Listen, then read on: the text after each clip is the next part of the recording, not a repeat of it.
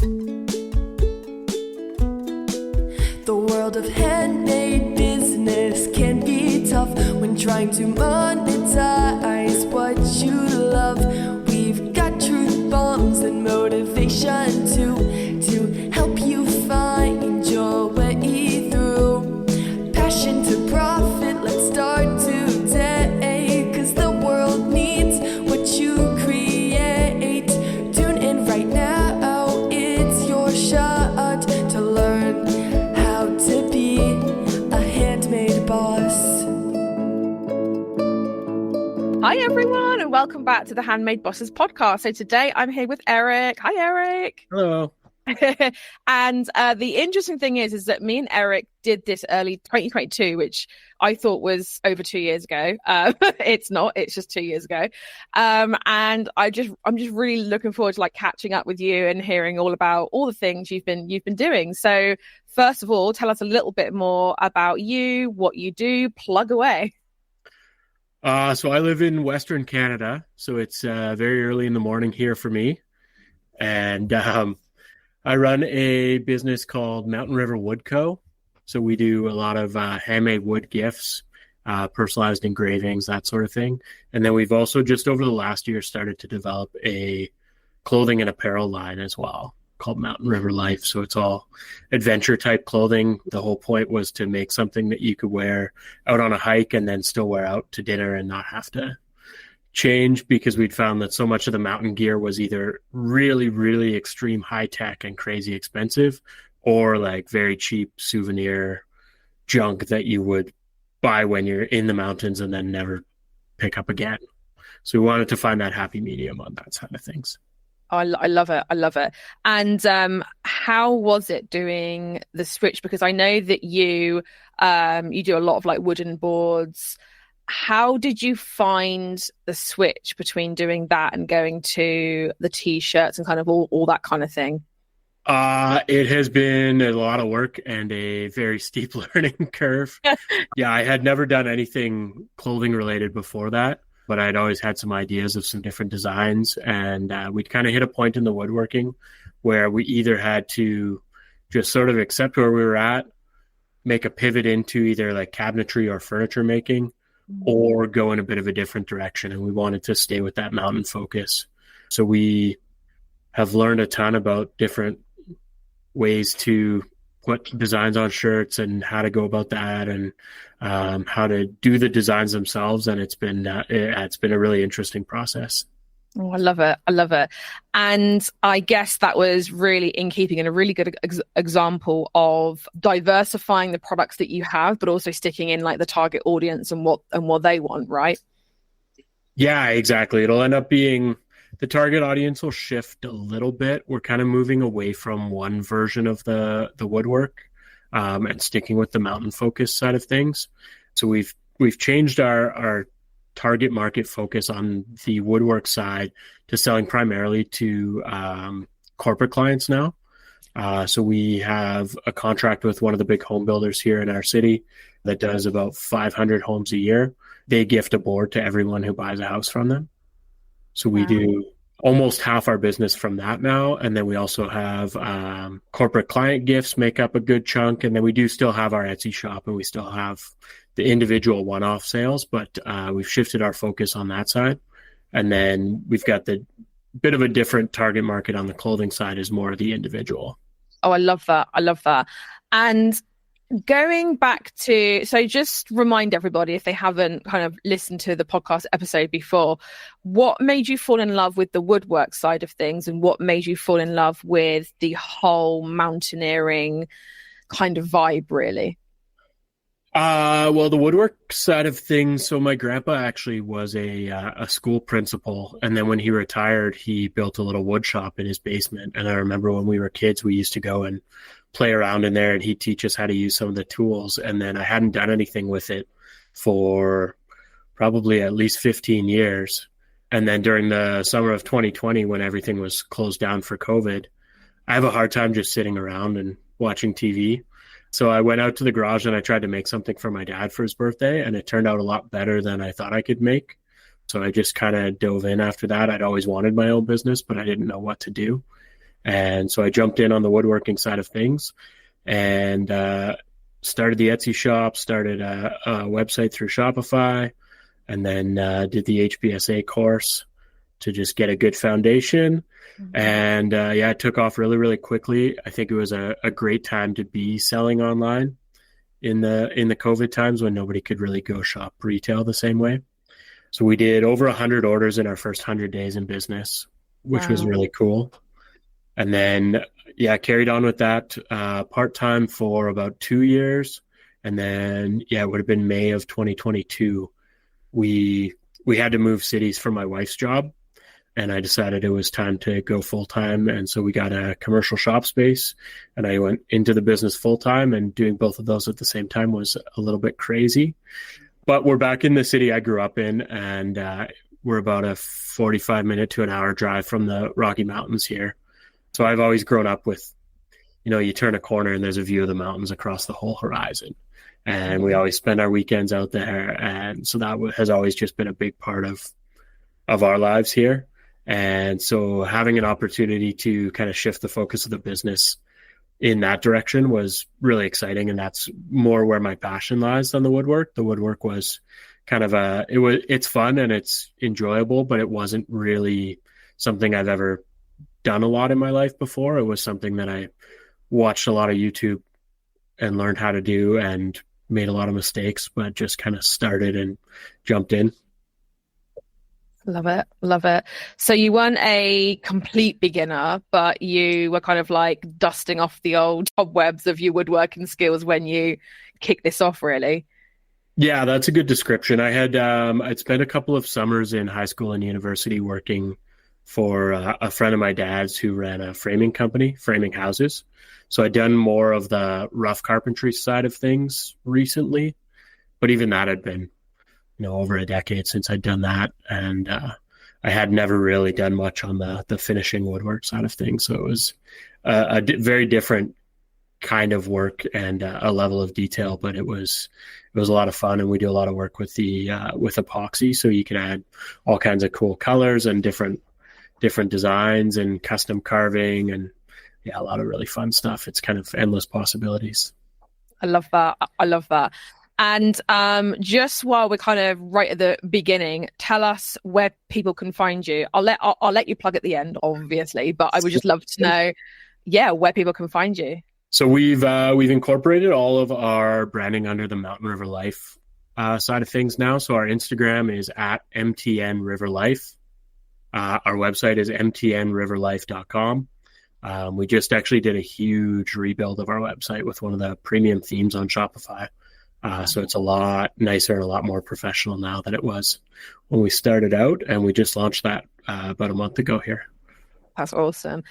How did you find the free themes versus the paid themes? Like how did you find all of that? I didn't mind the free themes. They weren't bad. It was one of the nice things with the free themes is if you understood a little bit of HTML code, you could actually go in and directly edit the code and put in your own little snippets to add stuff that wasn't available in there.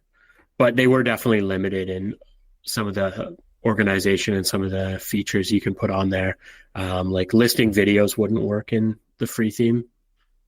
Yeah. I don't know if it does in some of the other ones now. I'm sure it does, but the premium has that. It's got better inventory management, just a lot more flexibility on the graphics and a lot faster loading times. Yeah. So like definitely worth it then. If you're doing a certain amount of sales, because I think it was like $380 US. So it's not cheap for the premium ones. But I think once you've got sales and traffic up to a certain level, that it makes sense. Yeah, awesome. Yeah. I love that. So you've kind of gone, okay, so we're going to get to a certain level doing the wood side of it. And you were like, what made you kind of make that choice? Like, how did you make that choice? Because obviously I think a lot of people listening are probably going to get to the same stage, or they're already there. And they're thinking there's only me and maybe, I don't know, one or two other people helping me, family members, neighbors, whatever. How did you make that choice? It was a little bit tricky. One of the big things that kind of forced the choice on us was that Etsy has slowed over the last couple of years. Mm. I think we've seen our sales over the last 2 years on Etsy go down by 45% or so. So we need to find a different way to do this just to kind of stay afloat and keep up with having a commercial space. Now it adds a whole nother level of financial obligation. So it was just kind of a pivot point last summer of, you know what, we need to do something a little bit different, but what are we going to do? Mm-hmm. And so we kind of made the two switches at the same time. The one to focus more on the home builders and corporate clients, which has been really good. It's given us a nice stable amount of revenue. So like we don't really have to worry about paying our bills and paying our rent anymore with that big regular orders where we're selling, you know, about 50 boards a month guaranteed. So that's been really huge. And then on the clothing side, it was really just, you know, did we want to, there's only so far we could take our kind of one product. I think we kind of not maxed out our niche, but there's a lot of competition in that. It was something where I didn't see us being able to grow this to a multi-million-dollar business if we wanted to go down that road. And we needed to shift focus. And yeah, it was either with the woodwork, we needed to really expand our capabilities and our technical ability to do furniture or cabinetry. So those are kind of the two main paths there. And it would have been tough on either of those because in the shop, it's just me. So even just the ability to do big furniture pieces, they're hard to physically move around or to work on. So it's doable, but I haven't really enjoyed it when I've done some of the big custom furniture jobs that we've taken on. So I didn't really want to go in that direction. The cabinetry kind of seems boring to me, to be honest. It's just, you know, building a box, timing one after another. But the clothing side of things, we had so much more creative ability to go different directions and a lot more ability to make quick changes. To go down the cabinetry or furniture, we would have needed to do a bunch of upgrades of shop equipment and probably put in tens of thousands of dollars to be able to actually do that properly. Whereas the clothing side was a lot smaller initial investment. We didn't have to buy a lot of equipment. We had to buy a few things. And then most of the work from that was design work, coming up with the different products that we wanted to sell. And that was a nice thing because that was something I could also work on in the evenings when I was sitting at home rather than having to use up time when I'm in the shop and trying to build the boards to keep up with what we had going. So it was a lot of different factors, but we just kind of knew that it was time to shift the focus a little bit and we just had to decide what we wanted to do. Yeah, I love that. So it was really sort of like in the face of having something like declining, things are obviously changing in the e-commerce space, really. Like we had this massive boom, like you said, during COVID, and that has meant that trust, I think, has kind of fallen. There's certain things going on with like Etsy right now, changes, things that are, you know, going on where they are getting rid of a lot of shops and kind of saying, no, thank you, we don't want all that stuff in. And I love the fact that you're like, right, we need to like diversify, but not outside of the brand and the target audience that we have. Because I think that's a big mistake that people will do, is they'll say, well, I'll open up another shop and then another shop, and that's sometimes can be really, really hard, right? When you're having to build another target audience, another list, another this, another that. And I also love the fact as well that you are like, I need to get like the bread and butter behind me, which is the wholesale side of things, which is really good. Yeah, and I think one of the other big factors that I forgot to mention was just the inflation and the cost of living and just the economic struggles going on right now. Our boards are definitely more of a luxury item, not a necessity. They're almost all bought as gifts, primarily wedding and Christmas gifts. People don't often just buy them for themselves because it's about a $200 price point on average.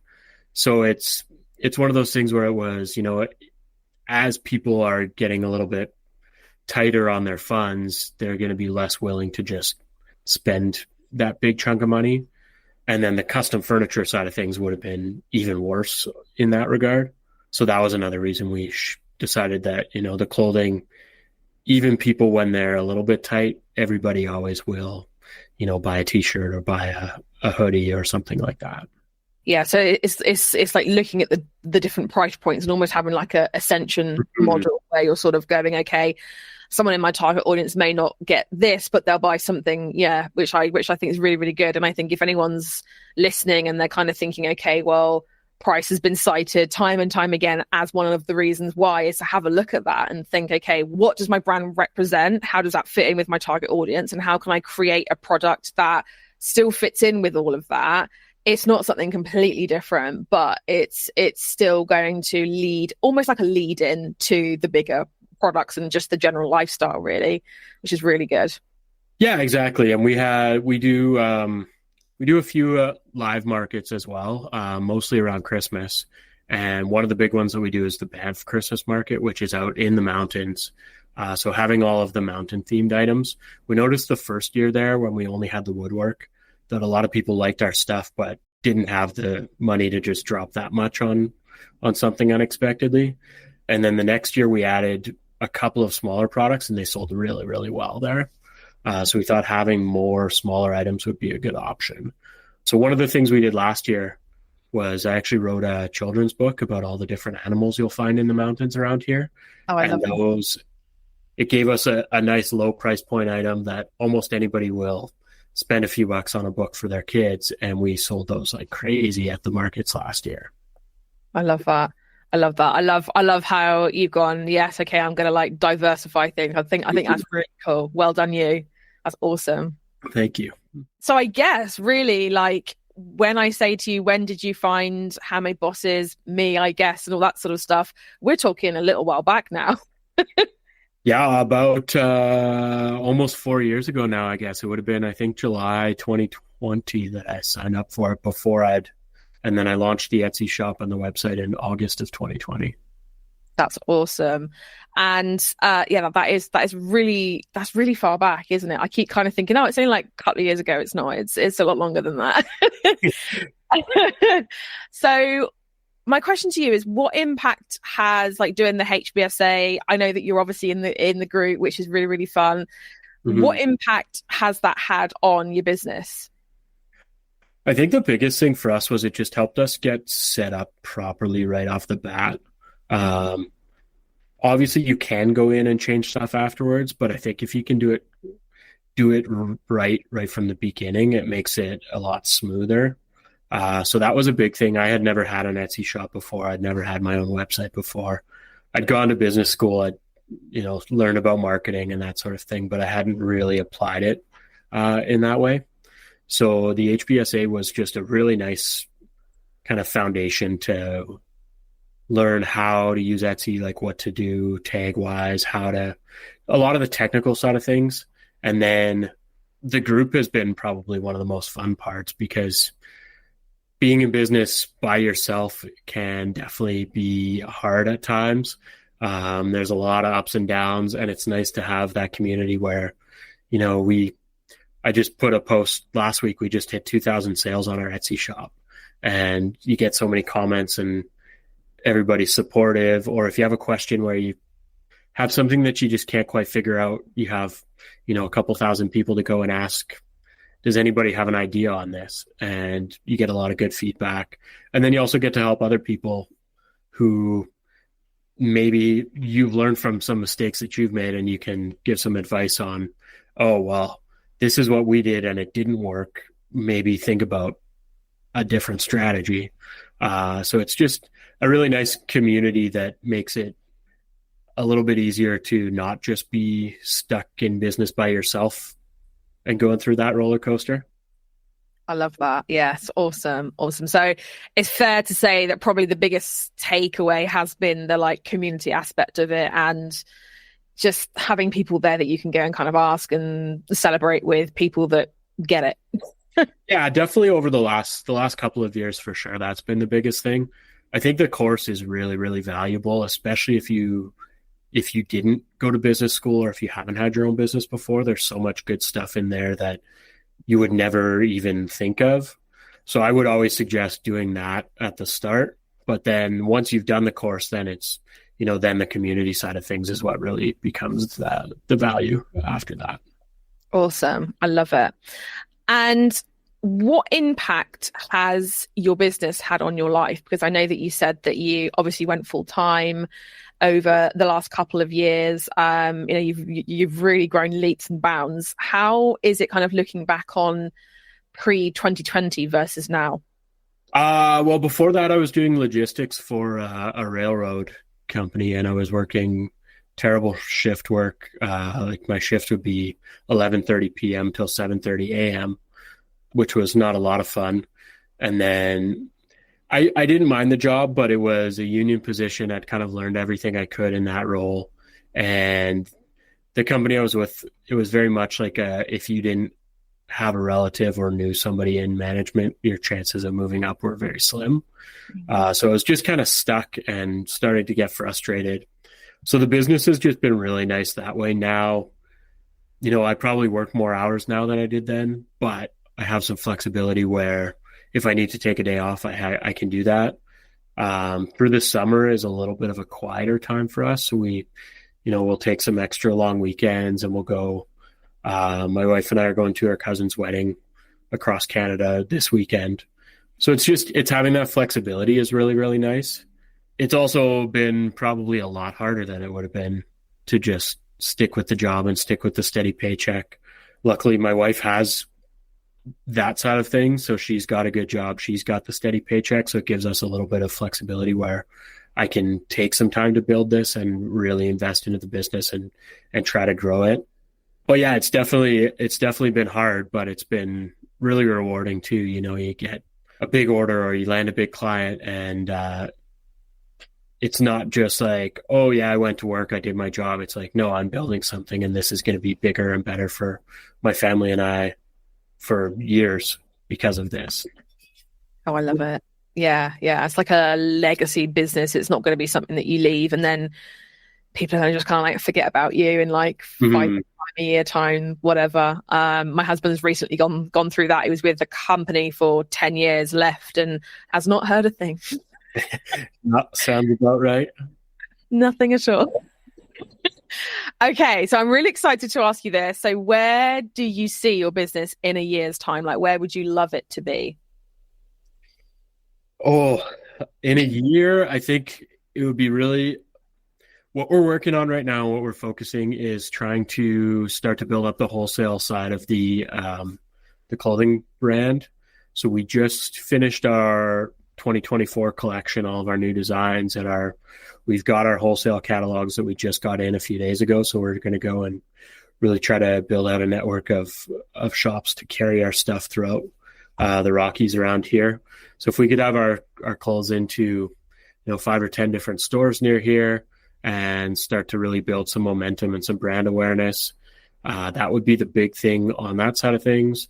On the wood side of things, ideally we could land 1 or 2 more home builders that are about the same size as the one we have.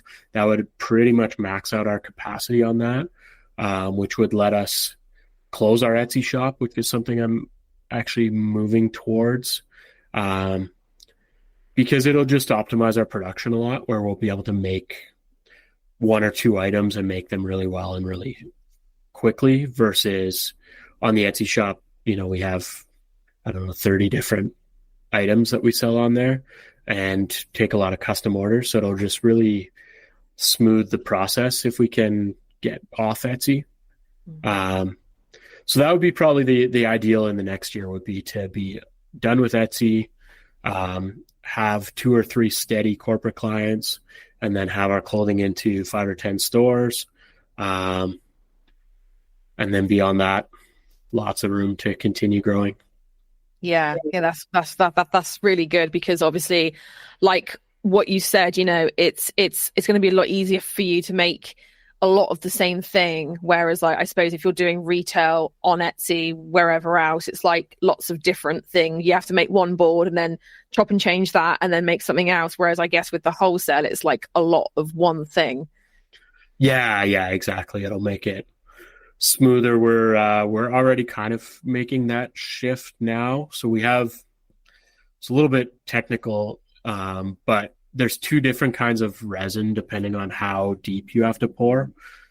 So what we started with as one of our signature products and our bestseller was your classic epoxy river charcuterie board. So the epoxy goes all the way through, but then it's, an inch to an inch and a quarter deep. And that one takes a resin that takes 3 to 4 days to harden. Whereas what we're shifting towards is more stuff that we carve a design into a piece of wood that's only a quarter inch or a little bit deeper than that. And that resin hardens in 24 hours. So not having to stock both kinds and being able to have them process through a lot faster will both make the process a lot smoother. Yeah. Oh, I love it. Well done, you. Okay, so I would love to ask you what would be one piece of advice that you would give to yourself a year ago, or can be 2 years ago, whatever you want. 2 years ago, I probably would have said, wait a little bit longer to jump into the business full time. Making the way that it worked with our lives and with having to move cities, I had to leave my job and had to move the business from the garage into a commercial space. In hindsight, I would have been a lot better off not doing both of those changes at the same time, just because it was a huge swing in monthly expenses and cash coming in. So I would have said probably, bite the bullet and get a job for another 6 months or a year, just to kind of bridge that gap, have a little bit more saved up and in reserves before making the switch, but part of the fun. Yeah. Being like scared to death. It's all good fun, right? Yeah. Well, yeah, especially last year it was a little bit crazy with starting the clothing line because we'd had to invest a whole bunch into inventory for that coming up to the Christmas season. And we'd had to invest a whole bunch into the inventory on the wood side to build up enough, because we do last year and the year before, we'd done about 55% of our sales in about 5 weeks from mid-November to mid-December. So it's very, very seasonal with the gift side of things, and the Christmas markets being in that period as well, which you have to pay all of those fees up front. So it was last early fall up until about mid-November was very stressful just from a cash flow side of things. But then, then you get the big wave of sales, and then it's like, okay, we're good for a while, but then you have to build up inventory again. And so having the corporate side of things with the regular orders has been really nice to smooth out the seasonality. So hopefully this year won't be quite that level of crazy. Yeah, there's no good time to make a big business investment, is there really? Like, there's always something on the go, and yeah, it's really hard to kind of time it right. It's a bit like saying, when is the right time to get a dog, have kids, move house? It's like there is no right time. You just kind of, you do it when you feel as if you can handle the pressure and you just go for exactly. it. Well, in that one, it was, if we don't do the investment in August, September, we won't have the stuff to sell in November. And then you miss out on all those sales if you're out of product. So it was kind of you have to just do it and deal with it and just get through until those sales start to really come in. And then you're good for a while. Yeah. Agreed. Okay. My last question is, what is one crazy but true fact about you? Oh, I remember you asked me this last time and I had a hard time. I should have remembered that and thought about it.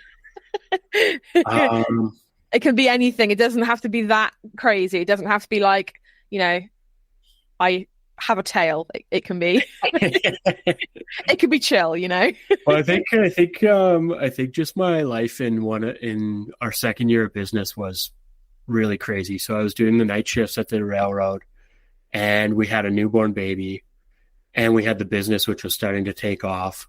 I think we did from December so my son was born in July of 2021. And then in that Christmas season, I think we did like 800 orders in that Christmas rush. Wow. While working the job on night shift, while having the newborn, it was a crazy time. I don't even really remember those like 9 months before we moved and I moved full time.